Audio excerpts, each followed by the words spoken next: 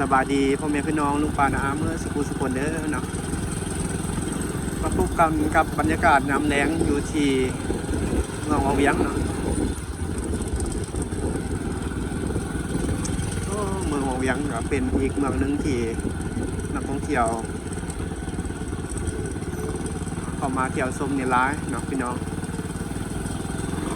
ตอนนี้กำลังจะขี่รถที่เส้นนี้ก็จะเป็นเส้นทางเขตตัวเมืองทุกท่านพ่อแม่พี่น้องเนาะ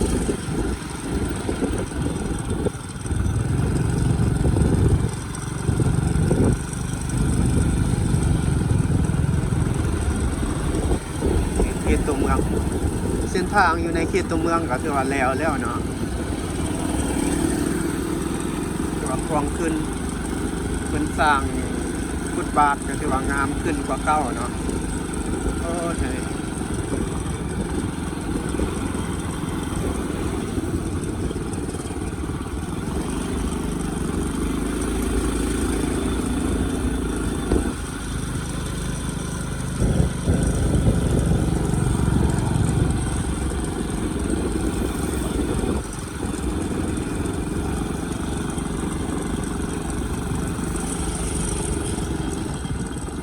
ตลาดกลางคืน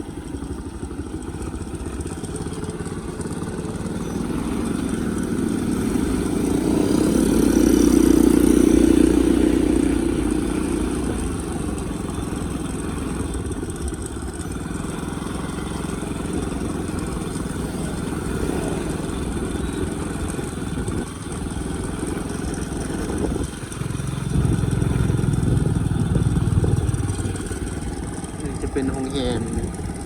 APS เนาะโรงแรมสร้างไหมแต่นี่เขตในเมืองนี่เขาปรับปรุง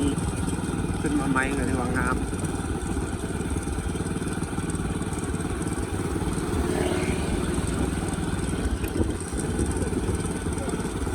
มื้อนี้มือวันจันทร์เนาะวันที่10เดือนพฤศจิกายน2025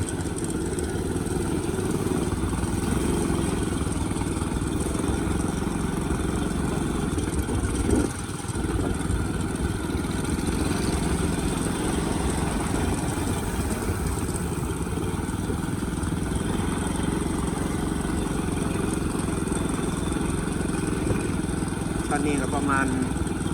6-7 โมงสุก7 โมงแรงเนาะพี่น้องจะเป็นบาร์มีเสียเนาะสาขาวังเวียงหน่อยจะนี่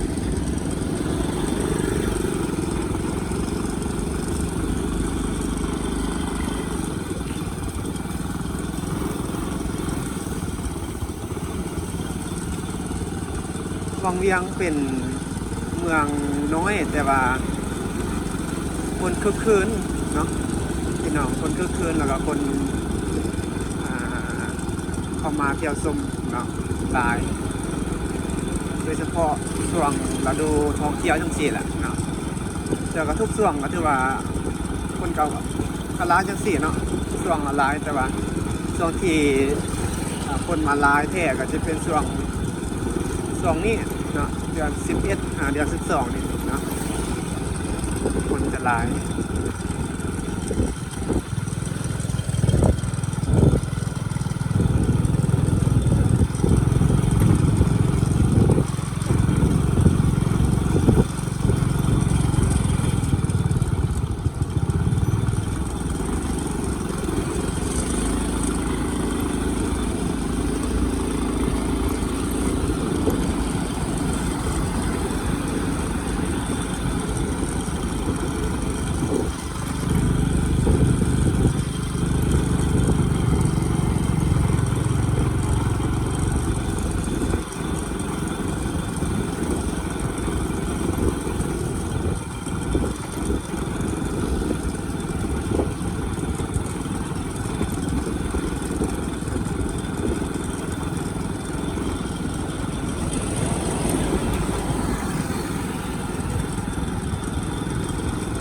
ตอนนี้ก็ยังเห็นบอลลูนเขาขึ้นยังทันลงเถื่อนเนาะ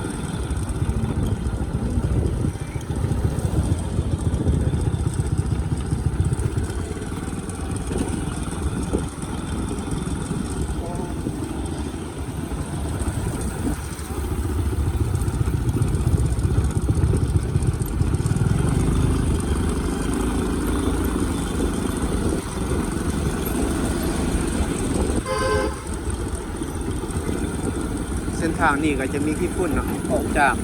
เส้นทางในเมืองเนาะพี่น้องอาจจะมีขี้ฝุ่นเนาะเส้นทางนี้เป็นเส้นทางที่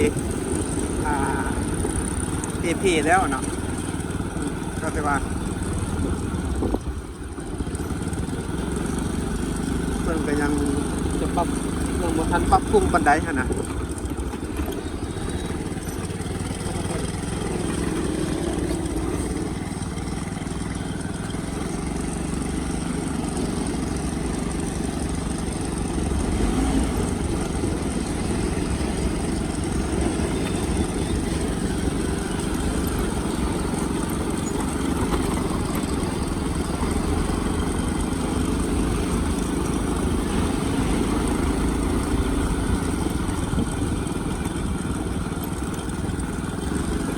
รถก็หลายสมควรอยู่เด้เนาะ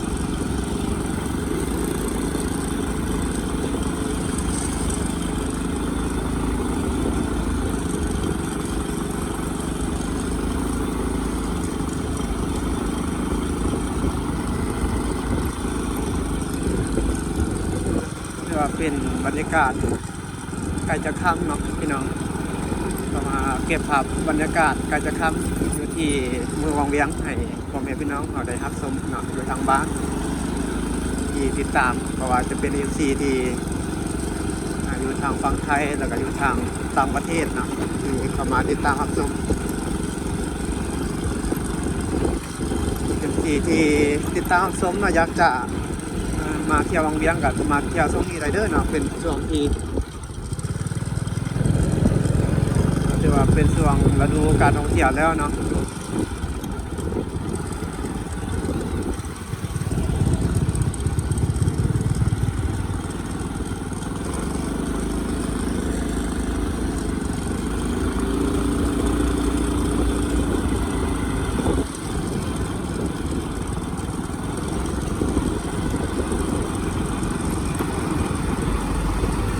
รถ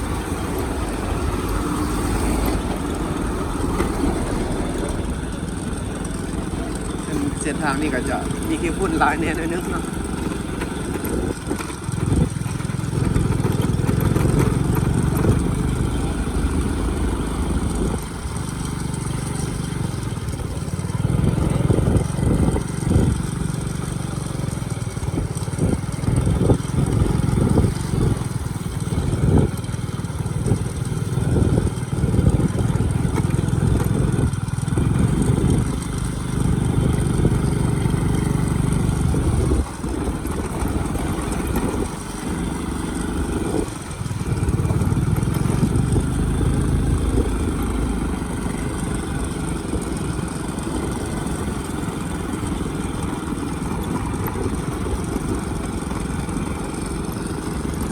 วังเวียงยามแรง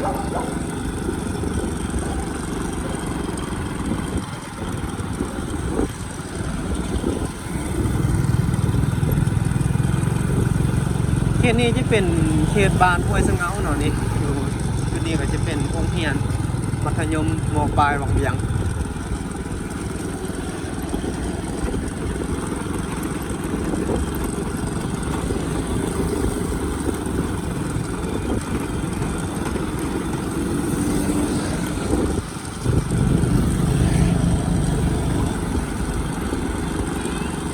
คือท้องหน้าเฮานี่ก็จะเป็นตลาด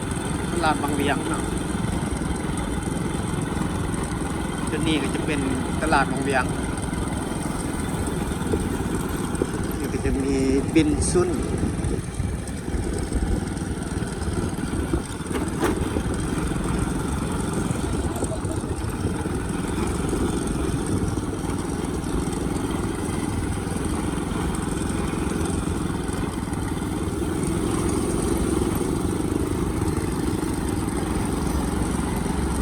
โดยดูนี่ก็คือขออนุญาตจะจบคลิปประมาณนี้เด้อไว้พบกันใหม่ในคลิปหน้าพ่อแม่พี่น้องเนาะ